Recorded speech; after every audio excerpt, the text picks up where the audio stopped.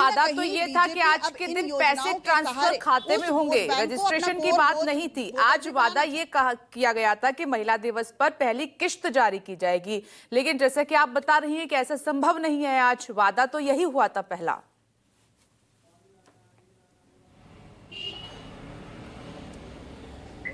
बिल्कुल, सूत्रों के हवाले से कल तक ये जानकारी मिल रही थी कि हो सकता है जो पहली किश्त है वो आज खातों में ट्रांसफर हो जाए, क्योंकि जो बीपीएल कार्ड धारक हैं उनमें से बहुत सी ऐसी महिलाएं हैं जिनका जनधन अकाउंट से आधार कार्ड लिंक है और ऐसे में उनके खाते में पैसे चले जाएंगे। लेकिन इसके लिए देखिए कुछ ज़रूरी प्रक्रिया होती है, उससे जो गुजरना बहुत ज़्यादा ज़रूरी है, जो अभी नहीं हो पाया। अभी सिर्फ कैबिनेट की बैठक होगी जिसमें इस योजना को मंजूरी मिलेगी, लेकिन फाइनेंस डिपार्टमेंट जो है उसको भी पूरी प्रक्रिया से गुजरना पड़ेगा। उसके बाद ही पैसे जो है वो खाते में आएंगे, यानी कि एक लंबा प्रोसेस है। हालांकि प्रधानमंत्री ने कहा था कि 8 मार्च से पैसे जो है वो खाते में आने लगेंगे। इसकी वजह से ही विपक्ष लगातार इसे मुद्दा बना रहा है और आज हो सकता है कि कैबिनेट मंजूरी के बाद जब रजिस्ट्रेशन का ऐलान हो जाए, रजिस्ट्रेशन शुरू हो जाए, तो उसके बाद भी विपक्ष हमलावर हो कि आखिर खाते में पैसे क्यों नहीं आए। लेकिन देखिए ये एक लंबी प्रक्रिया होती है। इसको लेकर ये कहा जा सकता है कि प्रधानमंत्री ने कहा तो था, लेकिन उसकी ओर अग्रसर हो चुके हैं, यानी कि जो प्लानिंग है वो हो चुकी है। रजिस्ट्रेशन आज से शुरू हो जाएगा और रजिस्ट्रेशन शुरू होने का मतलब है कि रजिस्ट्रेशन और वेरिफिकेशन में लगभग 80 से 90 दिन का समय लगेगा और उसके बाद जो पैसे हैं वो आने लगेंगे। क्योंकि बीजेपी देखिए जब संकल्प पत्र लाई थी तब भी उसने ये कहा था कि वो जो दावे कर रहे हैं, वो जो वादे कर रहे हैं उनको पूरा करेंगे। सिर्फ ऐसा नहीं है कि वो लगातार इस बात को लेकर आम आदमी पार्टी पर आरोप लगाती थी कि आम आदमी पार्टी ने महिला सम्मान योजना के तहत रजिस्ट्रेशन शुरू कर दिए, जबकि कोई कैबिनेट की बैठक नहीं हुई, कोई वेरिफिकेशन नहीं हुआ और आप कैसे जो है वो रजिस्ट्रेशन शुरू कर सकते हैं। तो ऐसे में बीजेपी एक ये संदेश देने की भी कोशिश कर रही है कि हम जो भी काम करेंगे पूरी तरीके से फुल एंड फाइनल करेंगे, ऐसा काम करेंगे जो आने वाले समय में भी महिलाओं को उसका लाभ लंबे समय तक मिले। इसलिए इसके लिए जरूरी है कि कैबिनेट की बैठक बुलाई जाए। कैबिनेट नोट तैयार हो चुका है, उसके बाद स्वीकृति दी जाएगी, उसके बाद रजिस्ट्रेशन शुरू हो जाएंगे। फिर जगह जगह जो है वो रजिस्ट्रेशन शुरू कराने के लिए एक वेबसाइट या एक पोर्टल है, उसका आज ऐलान किया जाएगा कि किस पोर्टल के माध्यम से महिलाएं जो है वो रजिस्ट्रेशन करा सकती हैं। माना जा रहा है कि दिल्ली की मुख्यमंत्री रेखा गुप्ता आने वाले समय में झुग्गी वासी महिलाओं के साथ या जे क्लस्टर में जाएंगी, क्योंकि बजट में महिलाओं की क्या कुछ महिलाओं से संवाद है वो करने जाएंगी। तो इस बाबत वो और दिव्या एक चीज और, क्योंकि कई बार क्या होता है कि रजिस्ट्रेशन के नाम पर कुछ लोग पैसे भी लेते हैं महिलाओं से कि हम आपका रजिस्ट्रेशन करा देंगे लेकिन इतनी फीस लगेगी।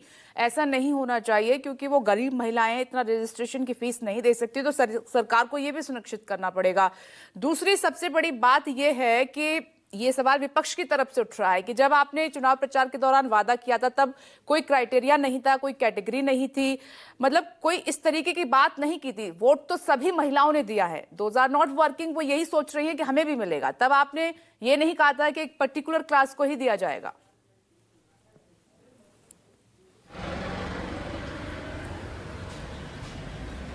देखिए विपक्ष तो लगातार सवाल करेगा, लेकिन साफ तौर पर मैं बताऊं बीजेपी का जो संकल्प पत्र था उसमें साफ तौर पर यह लिखा था कि गरीब महिलाओं को ही इस योजना का लाभ मिलेगा। हालांकि गरीब महिलाएं कौन सी हैं उनको परिभाषित करने में थोड़ा समय लगा कि जो गरीब महिलाएं हैं वो क्या एनुअल इनकम उनके परिवार की 1 लाख होनी चाहिए या 3 लाख होनी चाहिए, जो पीपीएल कार्ड धारक है उनको इस योजना का लाभ मिलना चाहिए। सिर्फ उसको परिभाषित करने में ये थोड़ा समय जरूर लगा है, लेकिन साफ तौर पर जब बीजेपी ने अपना संकल्प पत्र जारी किया था तो उसमें दिल्ली की हर महिला का जिक्र नहीं था। उसमें साफ तौर पर लिखा हुआ था कि दिल्ली में जो गरीब महिलाएं हैं उनको समृद्ध करने के लिए, उन्हें सशक्त करने के लिए ये 2500 रुपए जो महीना है वो दिया जाएगा। और एक बात और, आज कैबिनेट की बैठक में जो होली और दीपावली पे सिलेंडर मुफ्त की घोषणा बीजेपी ने चुनाव में की थी, हो सकता है उसको भी मंजूरी मिल जाए और उसके बाद जो होली और दीपावली पर गरीब महिलाओं को फ्री सिलेंडर जो है वो भी दिया जाए। आने वाले समय में इसको भी हम देख सकते हैं। आज इसको लेकर भी कैबिनेट में हो सकता है मंजूरी मिल जाए, क्योंकि बहुत सारे वादे बीजेपी ने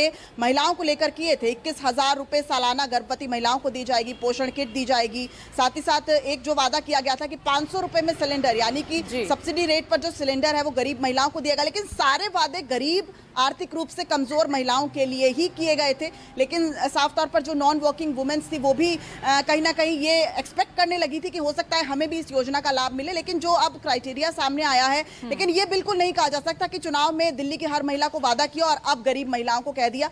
संकल्प पत्र में साफ तौर पर लिखा हुआ है दिल्ली की हर गरीब महिला को 2,500 रुपए महीना दिया जाएगा। बस अब ये बात जरूर है कि उस गरीबी का जो कौन गरीब है उसको परिभाषित सरकार अब बहुत जल्द करने वाली है। कैबिनेट की बैठक अभी पता चल रहा है कि कैबिनेट की बैठक शुरू हो चुकी है और ऐसा माना जा रहा है कि आधे घंटे के अंदर हो सकता है कि कैबिनेट की बैठक शुरू हो गई है। क्या कोई अपडेट आया है आपके पास?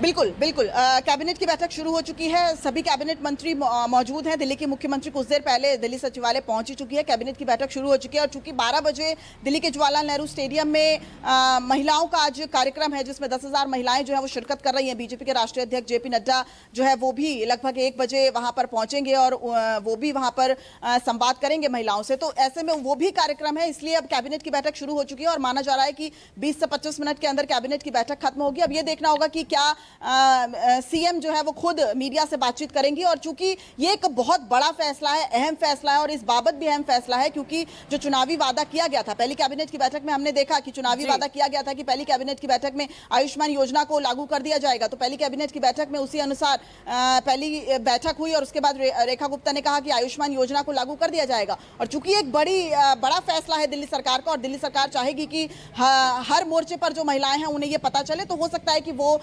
कैबिनेट की बैठक के बाद मीडिया को संबोधित करें और उसके बाद ये बताया जाए कि आज से इस योजना को कैबिनेट की मंजूरी मिल चुकी है और उसके बाद फिर रजिस्ट्रेशन की प्रक्रिया जो है उसकी शुरुआत दिल्ली के जवाहरलाल नेहरू स्टेडियम में जो कार्यक्रम होगा उसमें कर दी जाए। ठीक है दिव्या, आप नजर बनाए रखें। आपका बहुत बहुत शुक्रिया इस खबर पर जानकारी देने के लिए। हम आगे